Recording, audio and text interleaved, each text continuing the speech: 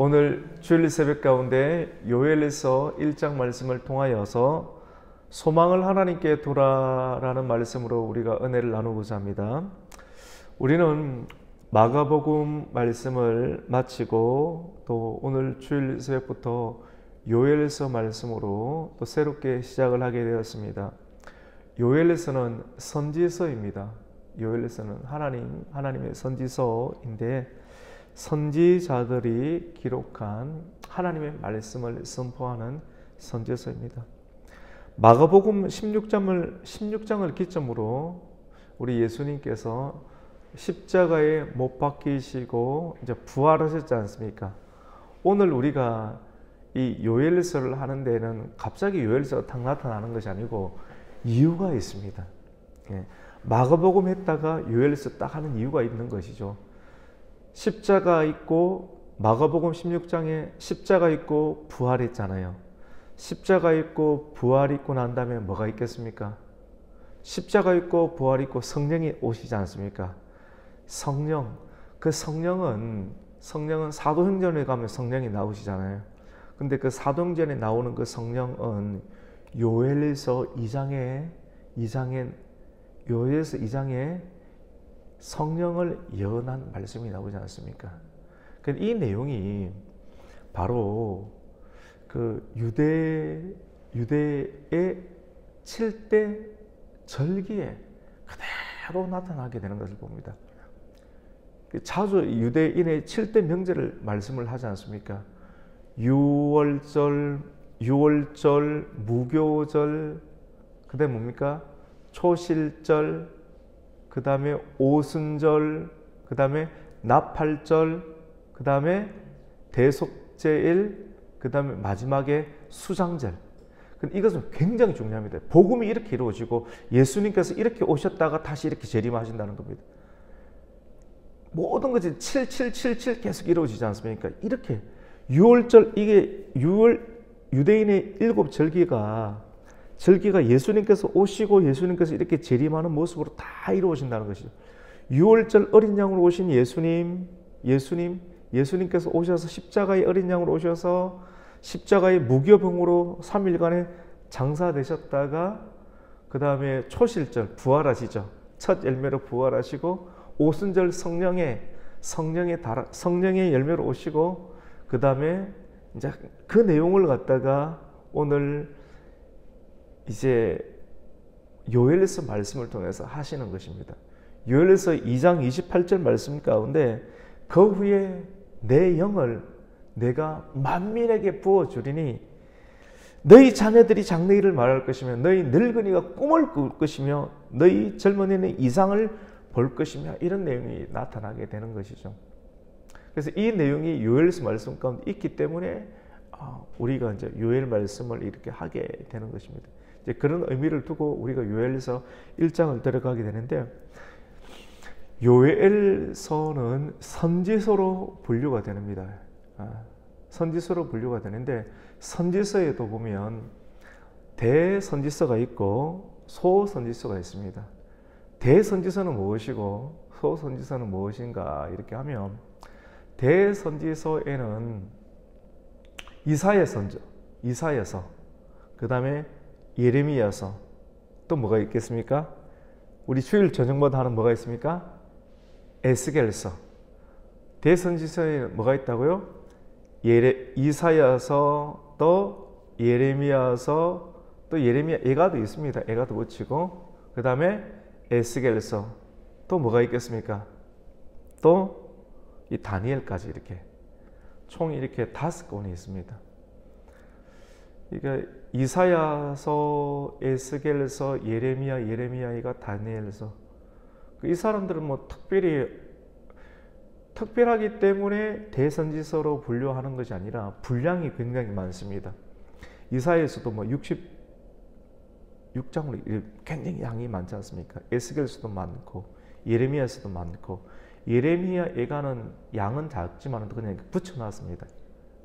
분량이 많기 때문에 대선지서로 붙여놨고 나머지 선지서 오늘 요엘서 나머지 뭐 호세아, 요엘, 아모스, 나움, 하박국, 스바냐, 학개, 스가랴, 말라기 이 12권 소선지서로 이 사람들의 사역이 작다 그렇기 때문에 너는 소선지서다라고 하는 것이 아니라 그 사람들이 기록한 분량이 작기 때문에 소선지서로 사역의 분량, 사역의 분량이 아니라 기록된 양이, 책의 양이 작기 때문에 소선지서지. 그 사람의 비중이 작기 때문에 교회 내에서도 그 사람의 비중이 작기 때문에 당신은 작은 일이다 라고 하는 것이 아니라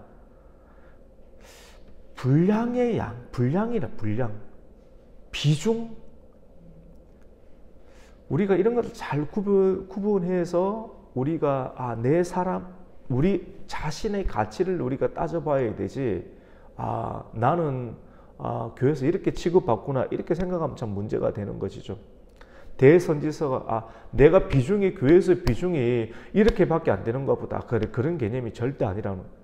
비중은 다 똑같습니다. 비중은 다 똑같은데 양 자체가 이사야 선지자가 양이 많이 기록되어 있기 때문에 대선지서로 분류되는 것 뿐이고 오늘 나오는 요엘서는 석 장밖에 안 되는 것입니다. 다 똑같습니다. 이사야 선지자이든 요엘 선지자이든 다 하나님께 똑같이 귀하게 쓰임받는 사람들인데 양 자체가 달라서 사람들이 대선지서다 또는 서선지서다라고 분류하는 것밖에 없다. 하지만 다 귀하게 쓰임받는다라고 볼 수가 있습니다. 여러분, 우리는 하나님께 소망을 두고 살아야 됩니다. 저는 오늘 새롭게 또 한 주를 열어가는 새로운 한 주를 시작하면서 주일 새벽 이 말씀을 준비하면서 요엘에서 말씀, 성령에 관한 말씀, 성령에 관한 말씀이지만 또 내용을 보면 다 신반에 관한 내용으로 시작이 되거든요. 그런데 소망을 하나님께 둡니다. 소망을 하나님께 두자라는 말씀으로 또 제목을 삼았습니다. 여러분, 소망을 하나님께 둔다는 말이 뭘까요? 사도 바울은 믿음과 소망과 사랑, 믿음으로 시작한다. 소망을 하나님께 두는 인생은 믿음으로 시작하는 것이고요. 사랑으로 마치는 것이거든요. 믿음, 소망을 하나님께 두는 인생은 하나님을 믿는 거예요. 하나님을 믿는 것이고 그리고 사랑으로 모든 것을 마치는 것입니다. 우리가 하나 되는 인생을 살아가기 위해서 가정이 하나 되고 교회가 하나 되고 우리가 결정을 내리는데 하나가 되고 일치가 되어야 되지 않습니까? 그렇게 되기 위해서는 우리가 어떻게 해야 되겠습니까? 우리가 혼자 사는 사람이 없지 않습니까? 태어나는 것으로 혼자 태어나지만도 우리가 성장하는 과정 가운데 결혼도 하고 또 공동체를 이루는데 결정은 하나를 내려야 되는데 그렇게 되기 위해서는 어떻게 돼야 되겠습니까? 사랑해야 되잖아요. 결정을 내리기 위해서는 우리가 어떻게 돼야 되겠습니까? 사랑을 사랑한다라고 하는 것은 내가 죽어야 되는 거지 않습니까? 내가 죽는다라고 하는 것은 어떤 개념이냐면 참아야 되는 거예요. 소망을 하나님께 두는 것이고 참아야 되는 것이고 내가 죽는 것이고 인내해야 되는 것. 내가 죽는다는 것은 어떤 것이냐면 항상 좋은 것만 있는 것이 아니고 같이 살아가는 데 있어서 몸을 부딪히면서 살아가는 그런 인생 가운데 있어서 내가 보기에는 아닌데 라는 생각이 있을 때에도 참는 것이죠. 들어준다는 것, 듣기 싫을 때도 있고 여러분, 들어준다는 것은 좋을 때도 있지만 또 듣기 싫을 때도 있는 것입니다. 그럴 때도 참아주고 들어주는 것입니다. 어르신들은 이런 걸 두고 뭐냐면 내가 죽는다라고 이야기하는 것입니다. 젊은 사람들이 이런 이야기를 들으면 죽는다, 참 듣기가 거북한 것이죠. 그런데 이것은 사랑입니다. 성경이 말하는 사랑인 것이죠. 하나가 되기 위해서는 내가 죽어야 되는 것입니다. 죽는 것은 사랑하기 때문에 죽을 수 있고 그리고 죽기 때문에 사랑한다라고 말할 수 있습니다. 결혼 생활도 사랑하기 때문에 결혼하는 것이고, 또 죽는 것을 보면서 사랑하고 있다는 것을 증명할 수가 있는 것입니다. 예수님께서 십자가에 죽으셨지 않습니까? 죽는 것은 우리를 사랑하기 때문에 죽으신 것이고, 또 죽는 것을 보면서 정말로 우리를 사랑하기 때문에 죽는다는 것을 증명한다는 것을, 증명하시는 것을 나타낼 수가 있는 것을 보여주는 것입니다. 사랑하기에 죽는 것이고, 내가 죽을 수 있는 것은 사랑하기 때문이다. 사랑하기 또한 죽을 수 있는 것이구나 라고 할 수가 있는 것입니다.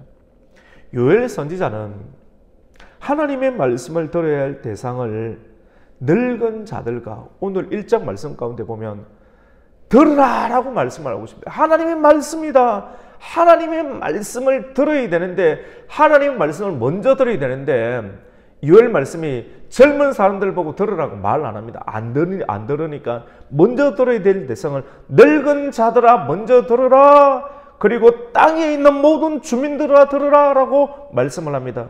그리고 귀를 기울이라 라고 말씀합니다. 먼저 귀를 기울여 내 말을 듣고 이 일을 너희의 자녀들에게 말하라. 너희의 자녀들에게 말하고, 너희의 자녀들이 들었을 때 너희의 자녀들은 너희의 자녀들에게 말하고, 너희의 자녀들은 너희의 자손들과 후손들에게 계속 말해 주어라 라고 말하고 있습니다. 저 말을 이해가 되십니까? 오늘 말씀 한번 볼까요? 우리 2절 말씀 3절까지만 한번 듣겠습니다. 시작. 늙은 자들아 너희는 이것을 들을지어다. 땅의 모든 주민들아 너희는 귀를 기울일지어다. 너희의 날에나 너희 조상들의 날에 이런 일이 있었느냐? 너희는 이 일을 너희 자녀에게 말하고, 너희 자녀는 너희 자녀에게 말하고, 그 자녀는 후세에 말할 것이니라. 한번 보세요. 맞죠? 먼저 늙은 자들에게 재산하고 다 있습니다. 젊은 자들 말 안 듣습니다. 하나님의 말씀, 늙은 자들이 돈이 있고 재산이 딱 있으니까 젊은 자들 하나님의 말씀 들으면 듣겠습니까? 근데 늙은 자들이 딱 뭔가를 가지고 있잖아요. 근데 부모가 말하면 듣거든요. 왜냐하면 부모가 말하면 아직 줄 게 있으니까. 그러니까 성경에 이유가 있는 거예요. 늙은 자들아 너희는 이것을 먼저 들으라고. 늙은 자들은 인생을 살았기 때문에 하나님의 말씀이 들려요. 경륜이 있습니다. 그리고 땅의 모든 주민들아 먼저 늙은 자들에게 딱 하게 하고요. 땅의 모든 주민들 들으라. 귀를 기울여 들으라 합니다. 그 다음에 앞으로 이런 일이 일어날 것이다 라고 딱 한 다음에 너희는 이 일을 너희의 자녀들에게 말해라. 자녀들에게 늙은 자들이 딱 말한 다음에 자녀들이 들리지 않습니까? 자녀들이 그 다음 자녀들에게, 후손들에게 말해라. 앞으로 이런 일을 가르치라는 거예요. 가르치면 듣거든요. 계속 전하라고 하는 거예요. 어떤 일들이 일어날 것이냐. 4절부터 나타나는데 팥종이가 남긴 것을 메뚜기가 먹고, 메뚜기가 남긴 것을 누가 먹습니까? 너치가 먹고, 너치가 남긴 것을 마지막에 누가 먹습니까? 황충이 먹고. 여러분 재미있지 않습니까? 팥종이, 요즘 이런 말 이랬으면 이게 도대체 무슨 말인가? 팥종이가 여기서 알아들을 수 있는 내용 몇 가지입니까? 저는 2가지를 알아듣겠습니다. 3가지? 팥종이는 잘 모르겠고요. 메뚜기 알겠고, 너치 알겠고, 황충 알겠습니다. 팥종이는 잘 모르겠어요. 듣기는 성경에서 많이 들었는데, 메뚜기는 저도 먹어봤으니까. 너치도 잡아도 보고. 황충은 뭐 성경에서 많이 본 거 아니겠습니까? 요한계시록에도 나오고. 그런데 이게 다 메뚜기과에 속하는 내용이지 않습니까? 똑같은 내용인데, 똑같은 메뚜기, 팥종이, 메뚜기, 너치, 황충, 똑같은 내용이 4번 반복된다는 거 아니겠습니까?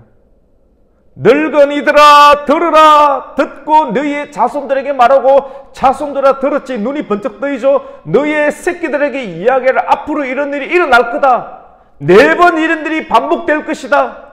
4번이 반복되든지 동서남북 4번이 치든지 네 번 둘러싸든지 이런 일이 반드시 일어날 것이다. 여호와의 말씀입니다. 이렇게 딱 이야기한다는 것입니다. 반드시 온다라고 하는 것입니다. 무엇이 온다는 것입니까? 이 소선지시는 같이 해봅시다. 여호와의 날, 여호와의 날에 가는 내용이거든요. 반드시 크고 비밀한 날이 온다. 그 날에는 깨어 울어야 할 것이다. 누가 깨어 울어야 할 것인가? 오늘 1장에서 요엘 선지자는 깨어 울어야 할 대상에 대해서 말씀하는데 첫 번째 대상자가 누구냐면 포도주가 떨어진 술 취한 자. 많은 사람들이 이 시대에 취해 있지 않습니까? 기쁨에 취해 있잖아요. 포도주. 예수님께서 가나 혼인집에 들어가셨지 않습니까? 축제에 다 취해 있지 않습니까? 이 시대의 사람들이. 축제를 상징하는 것에 최고 좋은 것이 포도주지 않습니까? 포도주. 포도주가 없으면 사람들 실망하지 않습니까? 포도주로 상징되는 기쁨.